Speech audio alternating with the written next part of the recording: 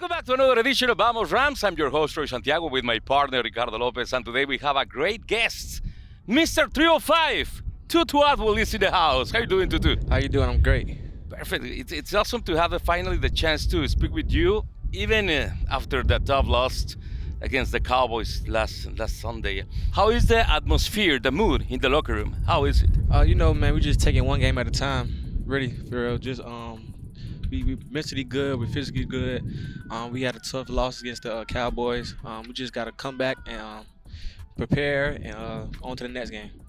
But how do you feel like 3-5? I don't think that record really shows up for what you guys have shown on the field. How you feel about that record? I mean, I feel like we've been playing good football. Not gonna really look at the record. We're just gonna play football. We want to get as much win as we can to make it to the playoffs. But that's not one of our focus right now, man. We know our record, of course, but we pretty much just taking one game at a time. I was checking your stats, and you are the receiver with the most touchdowns in the team. But you have only 28 receptions for 361 yards, an average of 12.9 yards per catch, and 3 touchdowns.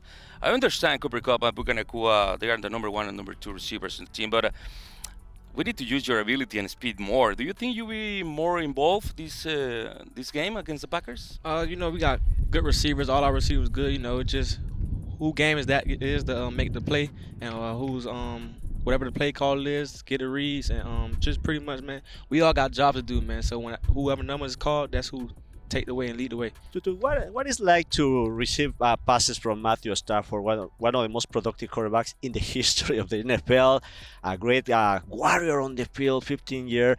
What's that experience like? Man, he's awesome. Good quarterback, fun to be around, tough, and he just put the ball where he needs to be. Where it needs to be. So, I mean, he trusts his receiver, he trusts us, he trusts the goal line, he trusts us to be where we're supposed to be at the time of the play, and he just delivered. And talking about the receivers, what do you feel about the receivers room? Do you think Puka will do what he's doing this year, or it was a surprise for you? Oh, man, like I tell people all the time, I've been seeing it when he first stepped foot in on the facility. He's a great kid. He learned fast, physical, and that's what we need, man. That's what you need around. You need some tough guys, and once they see that, okay, we got this Ricky that's tough. Okay, now that give other people motivation to do what he could do. But he's a good player and fun to be around. Liberty City, tough neighborhood, tough area of Miami, but you made it. You are in the NFL. I'm sure it's a dream for you to be here. How can you describe your journey from Liberty City to the NFL here in LA? It's nothing like back home, man. Like you say, rough neighborhood, a lot of stuff going on. But I found a way. Mom kept me on the right track. Pops kept me on the right track. Grandmas, so they was always there.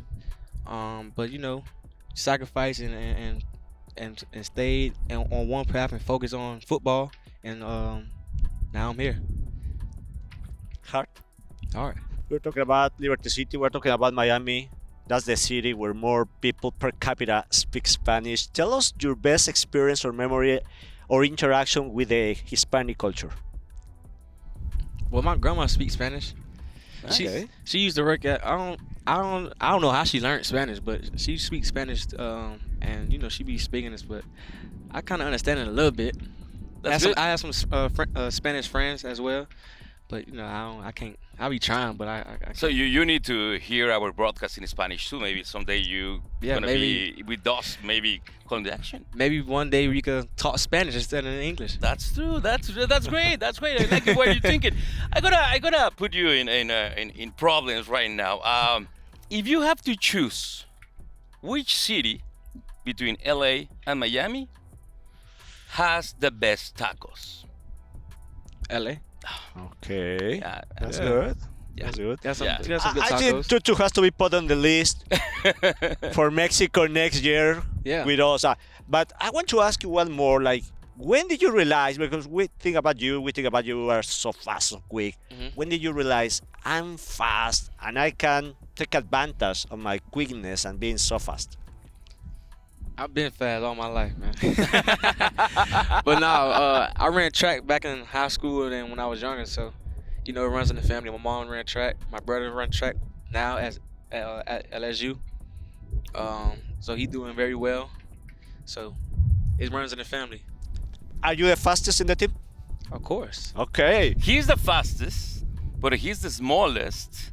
But he has a lot of heart, and we can measure that. We're talking to Rosist and we're talking to Quentin Lake, and no both of them we're talking about you being a physical player, which might be surprising for some fans. Explain that, why they are saying that. I just play with a chip on my shoulder.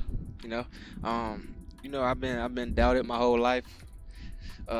Saying you're not gonna make it to the NFL.